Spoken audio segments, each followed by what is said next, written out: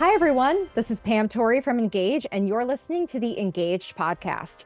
We know tech is changing the way people market and sell now more than ever. And on this show, I sit down with sales and marketing thought leaders and experts to learn how you can create, share, and measure your way to success.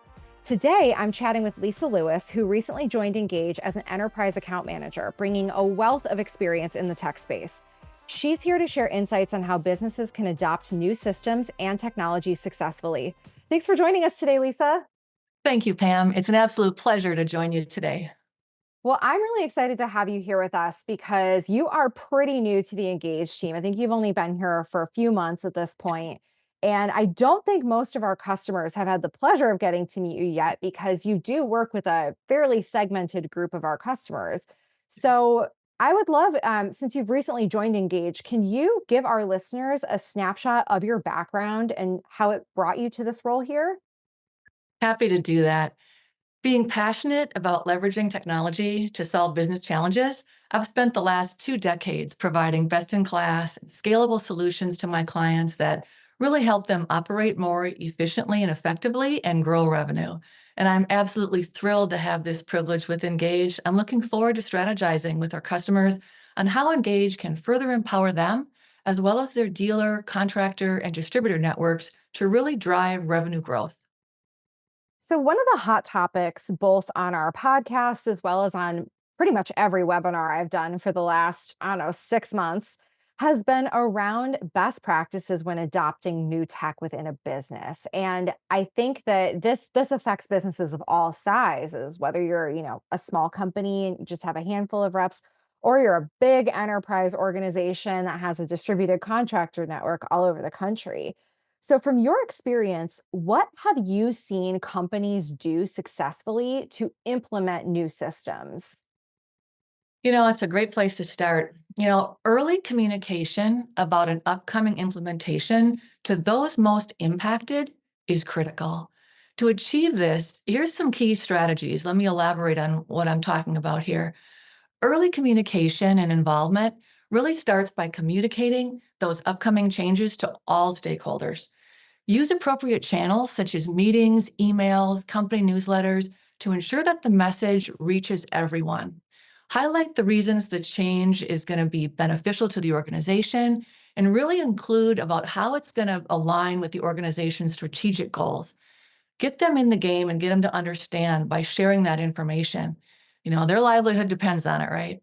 Early communication really helps to build that trust and sets the stage for a successful implementation project, no question. Really important to involve your key stakeholders from the outset in what's called a cross functional change team, which I'll talk about in more detail later on today's podcast. But creating this cross functional change team will really help you get the buy in that you need and the support that you need internally. These stakeholders can include department heads and team leaders, influential employees willing to act as your change champions. Engaging these people early helps to identify potential issues and allows you to gather valuable feedback that can really be addressed before that implementation even begins. Another key thing to think about is addressing concerns and providing that support. Really be proactive about this and anticipate questions and concerns that employees might have regarding this new technology. Provide that clear and concise information and be prepared to address any issues. Offering training sessions and Q&A forums and support resources can really help ease anxiety and keep that morale up throughout that entire transition to this new platform. Also, consistent and ongoing communication is really another best practice. Maintain regular communication throughout the implementation process. Update employees on progress and key milestones and any changes to the plan. Consistent communication really helps reinforce those benefits of the new technology and keeps everyone aligned with those project goals. All very important.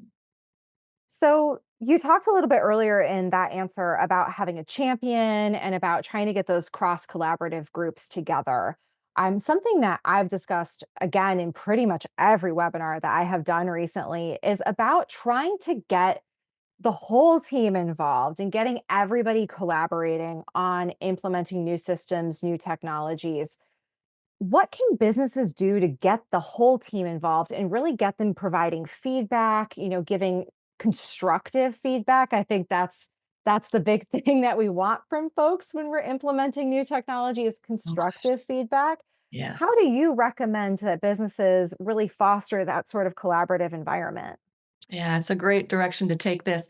As your foundation for a successful future adoption, first and foremost, build your cross-functional change team. A dedicated cross-functional change team is really critical for successfully implementing any new technology or platform. This team should really include representatives from all departments in your organization, really ensuring a diverse perspective and a lot of different expertise. And all that's being brought together to address the different aspects of the implementation process and really get the feedback that everyone needs throughout this process. To really build that effective team, you'll want to identify the right members. Choose change agents from different functional areas within your organization. This diversity will really help you address various challenges very effectively. Then define those clear objectives and roles. Clearly outline the team's objectives and each member's role and responsibilities. This will really ensure that everyone knows their specific contributions, will give you feedback and input throughout your entire process as you roll this out. Another key thing to think about is appoint a project manager. The project manager is really going to be instrumental in guiding the team's activities, leading, managing timelines, and really keeping your project on schedule. And to your point, Pam, fostering that collaborative culture is very critical in this stage. And this really starts at the top. Company leaders will want to promote open communication and collaboration within your change agent team. Encourage these team members to share ideas, provide feedback, and really work together to solve problems. Regular meeting cadences, along with maybe quick 15-minute stand up meetings for updates, is really all it's going to take. And that's going to really help maintain transparency and probably equally as important, it's gonna keep everyone accountable. Yeah, accountability is key when you're trying to implement new systems. I've definitely seen things fall apart, even things I've been implementing because there wasn't necessarily accountability across all of the teams that had to use the new system or new technology. Mhm. So, up until now, Lisa, I think most of the things we've touched on can apply to pretty much any size company, from somebody who's just got a handful of sales reps, a smaller organization, and is trying to build new processes and new systems, all the way up to these large enterprise organizations. But I want to zone in on these larger companies, these companies that have maybe multiple locations across the country. They're in multiple markets, or they have that distributed contractor network that, they have a little bit less control over those sorts of distributed networks. So when we're talking about them, what unique challenges do these larger distributed companies face in implementing new sales processes and technologies? And how are they able to overcome these obstacles? Yeah, it's a great question, and certainly a huge issue when you've got distributors and dealers and contractors spread out across the country, right? Really designing a formal launch plan in advance that includes established tools for continuous training and touch points at 3, 6, and 9 months after launch is really paramount. And large organizations need to be very strategic about this. If reps are spread out across the country, schedule e learning platform sessions or recorded video trainings that offer real world scenarios and, most importantly, role play on how they're going to successfully use this new technology to sell more and sell more easily and effectively and make more money. And you'll absolutely keep your team engaged. And if there's a sales summit where the entire team comes together, make the new technology launch the highlight of your summit and host a formal launch while everyone is together. It's the perfect opportunity to do it. And one of the key things about this on site scenario is it'll be very important for you to provide really tangible takeaway resources at this launch so that you can keep that momentum and adoption rolling once everyone gets back to the office. Yeah, I like that, emphasizing that community aspect. It really helps when everybody's all together because then it's like you kind of see what your neighbors are up to. It's sort of that like social pressure to get Oh, yeah. people to adopt. And there's always leads within these teams, your big top performers, and when they grab hold of it and they can be that motivation and inspiration for the rest of the group at these on-sites, you're gonna get the traction that you need. Yeah, our partner Chuck Toki calls that person the mayor. Nice. They're not the person who runs the company. They're like the person that the team has sort of elected to become their leader. They're influential. They're someone everyone looks to. Like you've got to find that mayor and really get them on your side Yes, in order yes, to and get I what think you need. I think every organization has at least one. Yeah. Mm, yeah. So we've talked about implementing technology. I want to kind of back it up the funnel a bit and focus on the question of whether or not to actually adopt a new system, to purchase a system and implement it. What criteria should businesses focus on when deciding whether or not to adopt a new system? And are there any specific questions they should ask or people who should be involved within that process? Yeah, it's a big step, right? Before you make this investment, you really need to get a good understanding. And there really is a proven series of steps that I encourage companies to perform when considering a new system or a new technology. First, assess your existing technology processes and workflows. Implementing new technology successfully begins with a very deep understanding of your current landscape. And this really is the only way that you'll ensure that any new investments you make are targeted and effective. So start by mapping all the tools and technologies used in your organization today. Then engage with all departments to gather those insights into how those technologies and tools are used daily. And there's tools you can leverage like surveys and interviews, observational studies that can really provide honest and comprehensive data on your current environment. The next step is going to be identifying user friction or some kind of inefficiency or efficiencies that are in your workflows. Indicators of inefficiencies can include frequent system downtime, redundant processes, manual data entry, maybe some staff complaints about specific tools and workflows that are currently in place. For instance, if the sales team's current workflow makes them spend way too much time manually writing out pricing models with pen and paper to prospects, and that's going to degrade the customer experience, then an issue with your workflow should be addressed. Next, analyze how well your current technologies align with your business objectives and really take a hard look at that. Evaluate whether these systems are scalable and even capable of supporting future growth. Ensure they provide the features and performance to effectively drive business outcomes. For example, if your business plans to expand into new markets, your current systems should really be robust enough to handle those increased demands and facilitate seamless operations and updates. And once you've made that selection of that best new system to achieve your business goals, I'd like to share a few best practices to consider for successful implementation and adoption.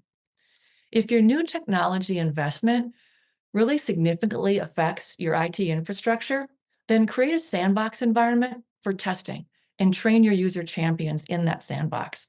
They're really going to help you sell your new investment to the rest of the team later, like the mayor that Pam was referring to. Create an IT sandbox and test environment, and creating that is essential for user acceptance testing as well as hands-on user training. It ensures that users can learn and interact with the new technology without risking the stability of your live production environment. A sandbox provides that virtual isolated space that mimics the production environment, allowing safe experimentation and thorough testing. Now, the benefits of creating a sandbox environment are many, but the number one, and what I think is really the primary, is risk mitigation. Sandboxes create a dedicated space separate from the main production environment, preventing any tests from affecting your day to day productivity. This isolation ensures that any new issues that can be identified during testing don't impact your operational systems, and you'll end up safeguarding your business continuity in the long run. Running these tests in the sandbox environment allows the early identification and resolution of issues that come up as well. This proactive approach helps minimize downtime and ensures much smoother deployments. All this is going to be critical to your stakeholders as well as to your clients. Most The definitely. Most Yeah, definitely. I just want to highlight that sandbox as from my perspective, as the person, like I'm our admin for our CRM here at Engage. And one of the reasons why we upgraded our CRM subscription was to get the sandbox good. because it has been life changing. So I just wanted to endorse that before we move on. Keep All going, right. Lisa. I just You wanted to know it's endorse the golden then sandbox. when Pam's endorsed it. Yeah, it's Yeah. just critical. You can't afford the risk of interruption to your production live environment. Way too detrimental to your external customer base if you let that happen. So, really good point. Glad to hear that we did that too. We did. Yeah, very good. Now, another big benefit to a sandbox type environment is really effective user training. Sandbox environments really provide that risk-free platform for users to gain that hands-on experience with new systems. And they really have this interactive, engaging end user training that's really going to ensure that these people are proficient and really confident in using the latest technology before you roll it out to the whole team. Now, another key step in the success of implementation is really to be able to support your employees. Be prepared for that before you launch. Your end user training doesn't end when your initial software migration and onboarding is done. Your employees will require continuous learning. So plan for that and build those tools. Providing the continuous support to employees post launch really maximizes that productivity that you expect to get from this investment and really ensures that successful technology adoption that you're looking for. And then beyond that, take it another step and start to analyze that user behavior once you've launched to really identify any areas of friction. Understanding how users interact with your new investment is really essential to improving adoption rates and overall efficiency down the road. By leveraging data-driven insights, sales managers can identify and address areas of friction within those journeys and also understand what's working well for the top performing 20%. And then they can use that information to coach the bottom performing 20% and really get everybody leveled up. When deploying new technology, organizations often need help with challenges such as resistance to change, high drop-off rates, low user engagement. So be prepared for that. It's not uncommon. To overcome these barriers, really understanding your journeys comprehensively is imperative. And I'm going to go here because can't resist putting a plug in for Engage. Engage helps our clients accomplish all this with our analytics reporting. We really understand how important this is post launch. And you're really going to be able to understand how your end users are using the platform and how you can coach and manage to really optimize your adoption. Yeah, And then, I think that's something people don't think about enough. yeah, it's really key, and it really helps promote that promotion and long-term use of your investment, which clearly, has to happen, right? Mhm. Now, this is the fun part that I wanted to mention is showcase early wins and highlight the success of your early adopters. Really creating that momentum and fostering a positive attitude toward new technology implementation is really critical. Showcasing early wins and highlighting the success of those early adopters will significantly influence broader adoption within your organization. Highlighting these early success stories really helps build trust in the new technology and demonstrates its benefits and reduces that resistance that you might get later on. Now, I'd like to share, if I've got the time, a couple of strategies to consider to really share this and share Yeah, the success definitely. story. At the time? Okay. Really recognize the individuals or teams who quickly adapt and successfully use this new technology. These early adopters often provide critical feedback that you want. They validate the technology's benefits and they serve as champions within your organization. Their experiences really should be used to inspire and motivate others and leverage that, take advantage of that. I also recommend that you collect data and stories illustrating the new technology's benefits. This might include increased sales, higher ticket prices, shortened time to close. Sharing these success stories through various channels, such as internal newsletters or meetings or social media, can really build credibility and trust very, very quickly. And then develop a dedicated space, such as a testimonial page on your intranet, to really feature and highlight these achievements of your early adopters. Consider diverse formats too. Mix it up with including different testimonials, such as written testimonials or video interviews, and then detailed case studies would be effective to really highlight their experiences and the positive impact that this new investment has made. Also, use your internal communication campaigns to celebrate these achievements of these early adopters. Highlight their success in company-wide emails or town hall meetings or internal social media platforms. This recognition will really encourage others to engage in your new technology. And then lastly, to showcase your early adopter wins, consider providing incentives for them, such as recognition awards or professional development opportunities or small rewards. Really, any of these can motivate others to follow suit. Publicly recognizing their efforts reinforces a culture of innovation and adaptability that you really want. So, Lisa, I want to tap into your decades of experience in the tech space and in helping large organizations to implement technology. Can you share a firsthand example of a successful tech implementation that you've been a part of? And can you give us like one or two lessons from that implementation that may apply to other companies? Yeah, thank you, Pam. It's a good question.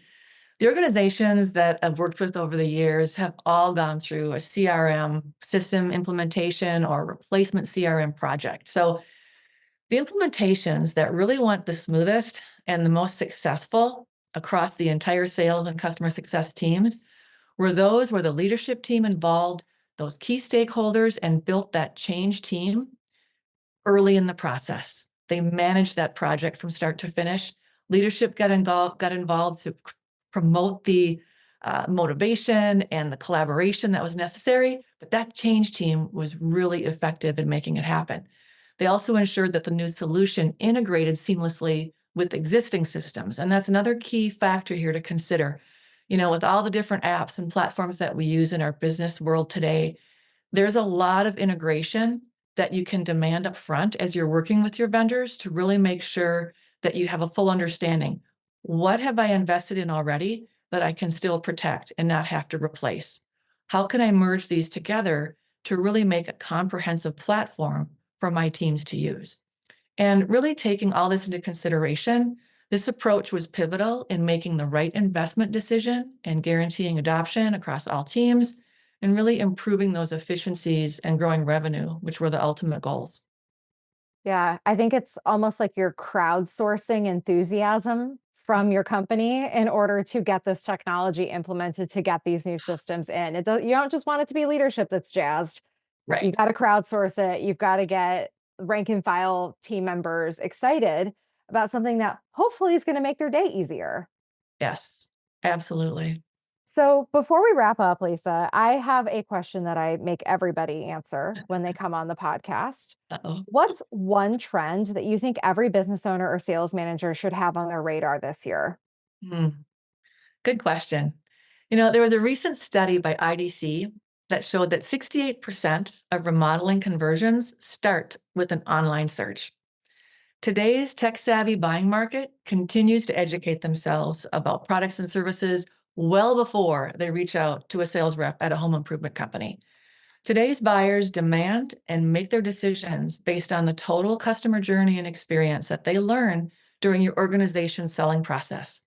So set yourselves apart from your competition with modernized, technology-based interactive selling tools that really include powerful tools such as digital appointment reminders or digital leave behinds that are interactive and showcase your professionalism and provide that world-class customer experience. It's really how today's consumers prefer to buy. Hmm. Yeah, there have been some really shocking statistics out there that buyers complete over half of the buying process before they even talk to somebody. They've already kind of made up their mind. If you're in their house, they're most of the way there. Like they're Yeah, looking for a reason to say yes, not a reason to say no. So you've got to really leverage those tools to get them to that yes. yeah, absolutely. Well, Lisa, thank you so much for joining us today. It was great to have you on, and I'm really excited that our customer base, our listeners, are going to get to know you better. Thank you for this opportunity, Pam. It was a pleasure. Thanks for listening to the Engaged podcast. Be sure to visit ingage.io for more information on how to create, share, and measure your way to success. If you love the Engaged podcast, we'd love for you to subscribe, rate, and review us wherever you listen to podcasts. Until next time.